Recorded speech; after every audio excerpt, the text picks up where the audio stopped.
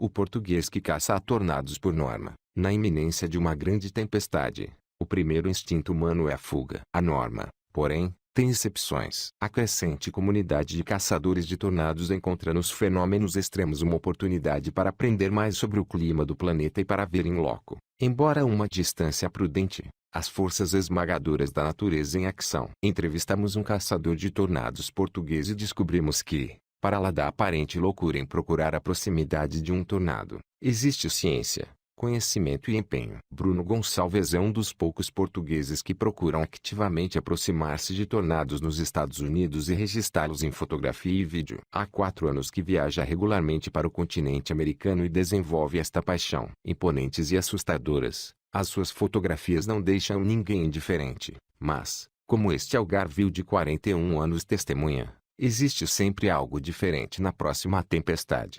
O que levou o Bruno a interessar-se pelos fenômenos meteorológicos extremos. Este fascínio começou em pequeno, com uma forte trovoada que aconteceu uma noite em Lagoa e que, na altura, me assustou imenso. Depois disso, a curiosidade por este fenômeno começou a despertar e, nas trovoadas seguintes, já ficava à janela a observar. A partir daí, foi crescendo. A minha formação acadêmica, em engenharia do ambiente, incluía cadeiras de meteorologia que me permitiram aprofundar os conhecimentos sobre este assunto. Depois, mais tarde, comecei a tentar fotografar alguns relâmpagos e, em 12 de novembro de 2012, tudo se precipitou, com a ocorrência do tornado de Lagoa e Silves. A partir de então, fiquei ainda mais interessado, não só nas trovoadas, como em todos os fenômenos meteorológicos mais extremos, como as supercélulas e os tornados. Comecei a registrar em fotografia e vídeo todas as tempestades que conseguia ver e a compilar tudo numa página dedicada à extrema atmosfera. Neste momento, para além da fotografia e vídeo, tento captar estes fenômenos na técnica de time-lapse. Tem formação como meteorologista? Como meteorologista, não. A minha formação é de facto em engenharia do ambiente. Fora isso, tenho lido livros sobre o tema. Efetuei algumas formações online e observei muitos vídeos. Há quantos anos se desloca aos Estados Unidos e ao Tornado Valley? Este ano foi a terceira vez que lá estive. A primeira foi em 2015, integrado numa equipa da Troposfera, Associação Portuguesa de Meteorologia Amadora. Voltamos lá novamente em 2018. Este ano, os restantes elementos da equipa não puderam ir, mas tive a oportunidade de me juntar a um reconhecido fotógrafo e time-lapser americano, o Michael Binsky, para 10 dias de pura aprendizagem em previsão de fenômenos meteorológicos extremos, fotografia e time-lapse de tempestades, pelo que aventurei-me sozinho e parti à aventura novamente. Existe uma comunidade de fotógrafos portugueses. Uns poucos que se interessam pelo tema funcionam independentemente. Em Portugal, existem alguns, não muitos, fotógrafos de tempestades. Alguns, como eu e mais alguns amigos, integramos a Troposfera. Existem também projetos pessoais de outros amigos e pessoas apaixonadas pela temática que vão captando fotografias a título individual e que depois as publicam em grupos nas redes sociais.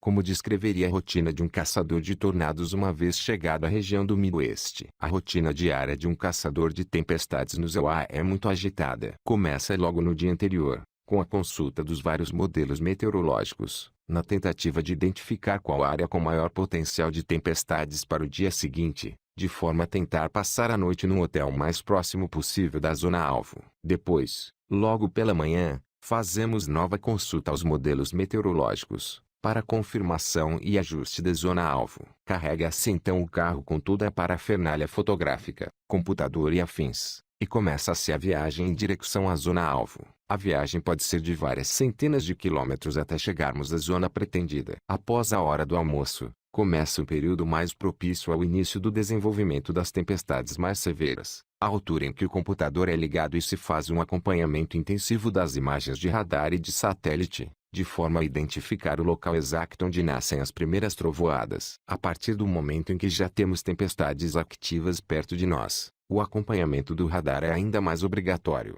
pois há que garantir a posição mais segura em relação a essas tempestades, permitindo em simultâneo uma boa visualização de todos os fenômenos que ali possam ocorrer, desde a formação das supercélulas, aos relâmpagos, ao granizo e, em última instância, aos tornados.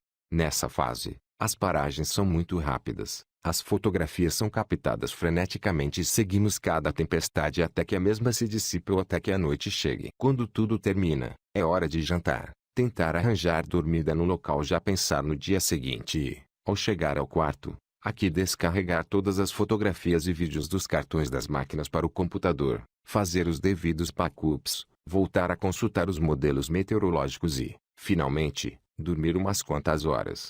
Apesar de toda a ciência acumulada sobre o processo de formação de um tornado, continua a ser muito imprevisível determinar o local e rota de cada manifestação. A tecnologia atual permite saber, até com 2 ou 3 dias de antecedência, que determinada área, e estamos a falar, por vezes, de áreas maiores do que Portugal, poderá ter um potencial mais elevado para tempestades eventualmente severas. Depois, no dia anterior e no próprio dia, já há alguns modelos de mesoescala que permitem ter uma ideia mais precisa sobre onde se poderão formar as células convectivas. No entanto, só no próprio dia se consegue saber onde estão a formar-se essas células convectivas, identificadas nas imagens de radar, e nos vários produtos disponibilizados pelo radar, e nas imagens de satélite, células essas que depois poderão evoluir para supercélulas. Nessa fase, podem ser emitidos avisos de trovoada severa ou mesmo avisos de tornado para áreas muito precisas e perfeitamente identificadas, mas apenas com alguns minutos de antecedência, normalmente na ordem de 20 a 30 minutos no caso das trovoadas severas ou de 10 a 15 minutos no caso dos avisos de tornado. De qualquer forma, apesar de termos uma supercélula desenvolvida e todas as condições propícias, ainda não se consegue saber exatamente quando e onde se forma um tornado. Quando ele se forma, é possível então fazer uma estimativa do seu trajeto, mas há sempre um grau grande de imprevisibilidade associado. Quanto às supercélulas já formadas, é feita a estimativa muito correta do seu trajeto aproximado para os próximos a 30 a 40 minutos. Como equilibra a paixão pela fotografia, que certamente o impele a correr riscos, com a necessidade de segurança. Presumo que a história de Tim Samaras, um caçador de tornados falecido em 2013, sirva de exemplo. A história do Tim Samaras é, de facto, um acontecimento marcante para toda a comunidade de caçadores de tempestades e um exemplo de como as coisas se podem descontrolar muito rapidamente, mesmo para o mais experiente meteorologista ou caçador. Para mim, a segurança é a palavra de ordem, ainda para mais quando estamos perante dinâmicas extremamente poderosas da atmosfera. Tento sempre estar no local mais seguro possível, a sul ou sudeste da célula convectiva ou da supercélula, e sempre baseado naquilo que o radar mostra, estando posicionado de forma a poder observar e fotografar todos os fenômenos que ali podem ocorrer, mas sempre num local com várias escapatórias e fora da zona de maior perigo.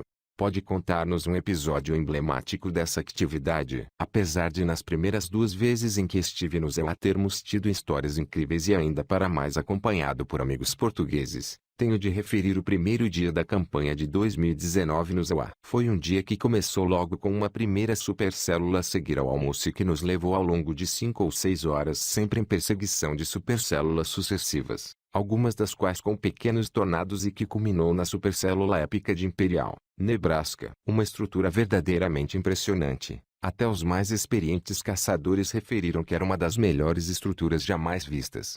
Foi, de facto, um dia inesquecível, que permitiu o registro de inúmeras fotografias e até de vários timelapses do desenvolvimento dessas supercélulas e que acabou com uma trovoada também ela épica, com relâmpagos acontecer quase de forma ininterrupta. Presumo que os amigos e família tenham alguma dificuldade em compreender o que o move neste desafio de captar um fenômeno extremo em fotografia.